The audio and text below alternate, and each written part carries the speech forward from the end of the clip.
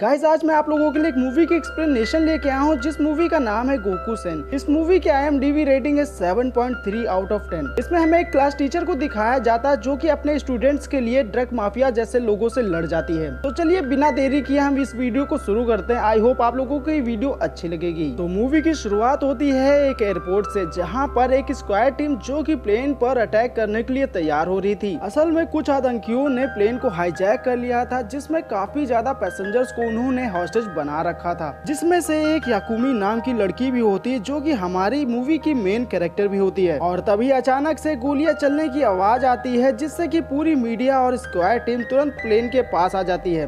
तभी प्लेन का गेट खुलता है और हमें पता चलता है कि उसी याकुमी नाम की लड़की ने अपनी फाइटिंग स्किल से इन सभी आतंकियों को धूल चटा दी थी, जिसे मीडिया ने लाइव टेलीकास्ट कर दिया, जिससे कि वो लड़की हर जगह फेमस हो गई। और यहाँ पर हमें याकुमी के बारे में पता चलता है कि वो कोई नॉर्मल लड़की नहीं थी, बल्कि याकुजा खानदान की चौथी वारिस थी। लेकिन अब वो ये सब छोड़कर अपनी फैमिली के साथ रहती थी, जिसमें कि पिछले 7 साल से वो एक सिंपल टीचर बनी हुई थी। खैर वो अगले दिन स्कूल पहुंच जाती है, जहां चारों तरफ उसी के चर्चे चल रहे थे। अभी इसी बीच स्कूल प्रिंसिपल आ जाता है और याकुमी को साइड में ले जाकर समझाने लगता है कि अगर तुम ऐसा एक्ट करोगी तो तुम्हारी सच्चाई सबके सामने आ जाएगी। जिससे हमें पता चलता है कि याकुमी ने अपने बारे में किसी को कुछ भी नहीं बताया था। और तभी वहाँ पर एक नया टीचर आ जाता है जिसका नाम ओदागिरी होता है, और ये पहले याकुमी का स्टूडेंट भी रह चुका है, इसीलिए वो ओदागिरी को अपनी क्लास में ले जाती है। पर ये जो बच्चे होते हैं वो याकुमी की बिल्कुल भी रिस्पेक्ट नहीं कर रहे थे। खैर तभी इन सभी बच्चों को याकुमी ने ग्राउंड में बुलाया था, ताकि वो सभी बच्चों को ओदागिरी के बारे में बता सके। पर एक भी बच्चे याकुमी के कहने पर ग्राउंड पर नहीं आए थे, जिससे कि याकुमी को काफी ज्यादा गुस्सा आता है। तभी दूसरी तरफ ये बच्चे ओदागिरी को एज अ टीचर देखकर काफी ज्यादा शॉक होते हैं, क्योंकि इनका लीडर रेटा यह जानता था कि ओदागिरी पहले एक नल्ला बेरोजगार स्टूडेंट हुआ करता था, और ये अचानक एक टीचर कैसे बन सकता है। अभी कुछ और याकुमी के पुराने स्टूडेंट्स एक कैफे में बैठकर ये सोच रहे होते हैं कि याकुमी मैडम कैसे कोई बॉयफ्रेंड बना सकती हैं। खैर तभी याकुमी ओदागिरी के साथ उसी कैफे में जाती है और उन्हें ओदागिरी के बारे में बताने लगती है कि वो जस्ट एक नया टीचर अपॉइंट हुआ है। अब ये सुनते ही सारे स्टूडेंट्स काफी ज्यादा खुश हो जाते हैं और कहने लगते हैं कि हमें तो पता ही था हमारी मैडम को कोई हैंडसम लड़का पसंद आ ही नहीं सकता। तब याकुमी ये सुनकर इन सब पर गुस्सा करने लगती है, लेकिन फिर ओदागिरी बीच में आकर उसे रोक लेता है। अभी दूसरी तरफ रेटा के दोस्त आपस में तफरीक कर रहे थे, तभी वहाँ पर कुछ बाइकर्स की गैंग आ जाती है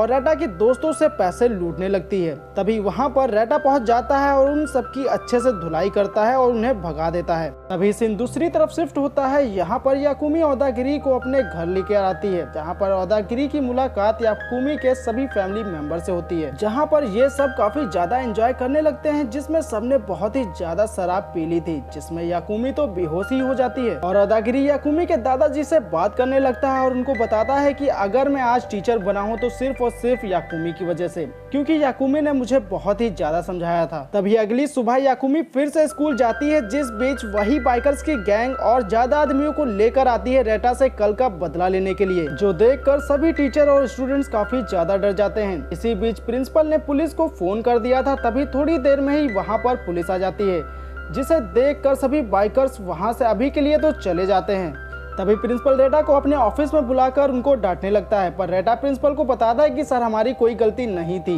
उल्टा वही बाइकर्स हमसे पैसे छीन रहे थे। पर तभी भी प्रिंसिपल को इनकी बातों पर विश्वास नहीं होता है, लेकिन याकुमी को अपने स्टूडेंट्स पर पूरा विश्वास था, इसीलिए याकुमी अपने स्टूडेंट्स के लिए प्रिंसिपल से भिड़ जाती है। तभी प्रिंसिपल बोलता है ठीक है, अगर ये सब दोबारा हुआ तो तुम्हें जॉब से निकाल दूंगा। जो सुनकर सभी स्टूडेंट्स काफी ज्यादा टेंशन में हो जाते हैं कि कैसे याकुमी मैडम ने हमारे लिए अपनी जॉब खतरे में डाल दी। इसीलिए रेटा खुद ही इस मैटर को सॉल्व करने के लिए उस गैंग के पास चला जाता है, जिसके थोड़ी देर बाद याकुमी क्लास में आती है तो उसे पता चलता है कि रेटा उस गैंग से अकेले लड़ने गया है। तब वो इन सब पर बहुत ही ज्यादा गुस्सा करके रेटा को बचाने यहाँ से निकल जाती है, जहाँ उसके पीछे ओदागिरी बाकी स्टूडेंट्स को मोटिवेट करता है कि उन्हें मिलकर रेटा की मदद करनी चाहिए, क्योंकि अकेला रेटा कब तक लड़ता रहेगा। खैर दूसरी तरफ हम देखते हैं कि रेटा उस गैंग के अड्डे पर पहुंच जाता है, जहां उसने उस गैंग के लीडर को 1v1 फाइटिंग के लिए चैलेंज कर दिया था। लेकिन उस गैंग का लीडर तो एक नंबर का फट्टू निकलता है। तभी उसने रेटा को अपने आदमियों से पिटवाना शुरू कर दिया। तभी हम देखते हैं कि याकुमी रेटा को बचाने के लिए वहां आ गई थी, जहां पर वो अपनी फाइटिंग स्किल से उस गैंग के आदमियों का सामना करने लगती है। लेकिन उस गैंग के सभी लोगों ने याकुमी को चारों तरफ से घेर लिया था। तभी अचानक से औदागिरी वहां पर आ जाता है और याकुमी के साथ मिलकर सभी गैंग के आदमियों को पीटना शुरू कर देता है। ये सब देखकर रेटा की नजर में याकुमी के लिए इज्जत और भी बढ़ गई थी, जबकि रेटा और सभी स्टूडेंट्स पहले याकुमी की इज्जत बिल्कुल भी नहीं करते थे, इसीलिए याकुमी को भी अलग खुशी मिल रही थी। तभी अगले दिन प्रिंसिपल ऑफिस में कुछ पुलिस वाले आ जाते हैं, जिन्हें देखकर याकुमी को ऐसा लग रहा था कि शायद कल की लड़ाई की वजह से वो यहाँ पर आए हैं, लेकिन ऐसा बिल्कुल भी नहीं होता है।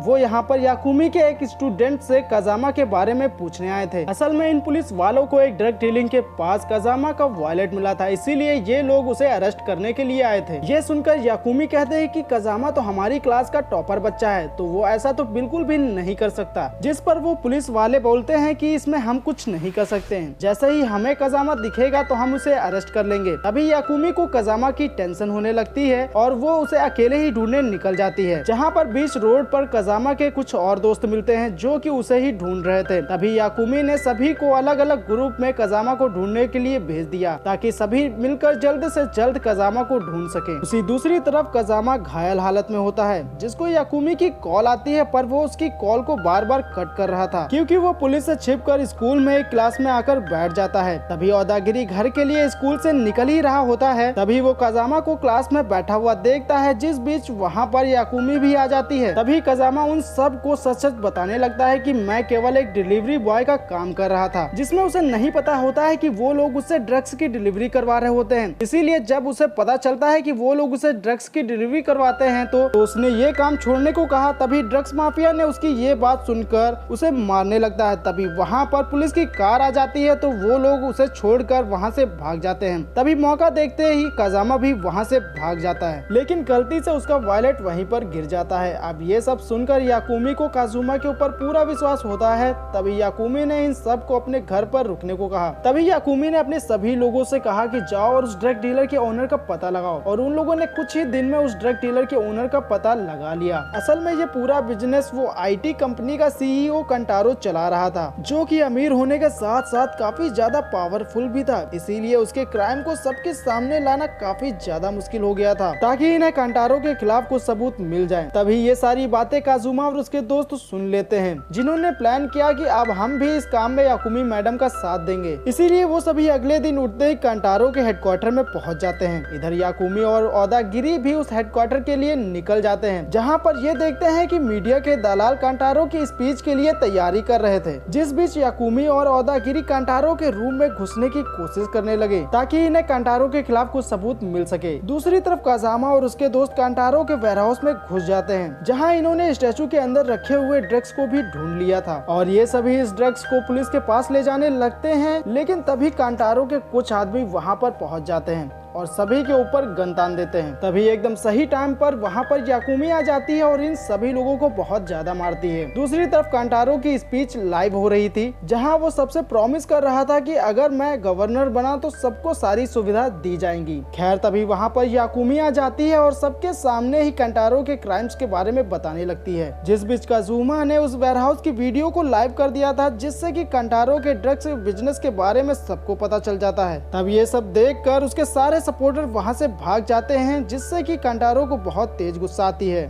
और वो अपने आदमियों को याकुमी को मारने के लिए ऑर्डर्स देता है और वो सब याकुमी को मारने के लिए आगे आ जाते हैं। लेकिन याकुमी ने उन सबकी चटनी बना दी थी, जिसे देखने के बाद वहाँ पर कंटारो आ जाता है और याकुमी के सर पर गन तान देता है और वो याकुमी से बोलता है कि तुमने मेरा पूरा फ्यूचर बर्बाद कर दिया। लेकिन याकुमी ने कंटारो को सरेंडर करने के लिए मना लिया था, जहाँ पर तुरंत पुलिस आ जाती है और कंटारो को अरेस्ट कर लेती है और यहीं पर हमारी इस मूवी का दी एंड हो जाता है। गाइस, अगर आप लोगों को ये मूवी की एक्सप्लेनेशन थोड़ी सी भी अच्छी लगी हो तो प्लीज वीडियो को लाइक और चैनल को सब्सक्राइब कर लेना।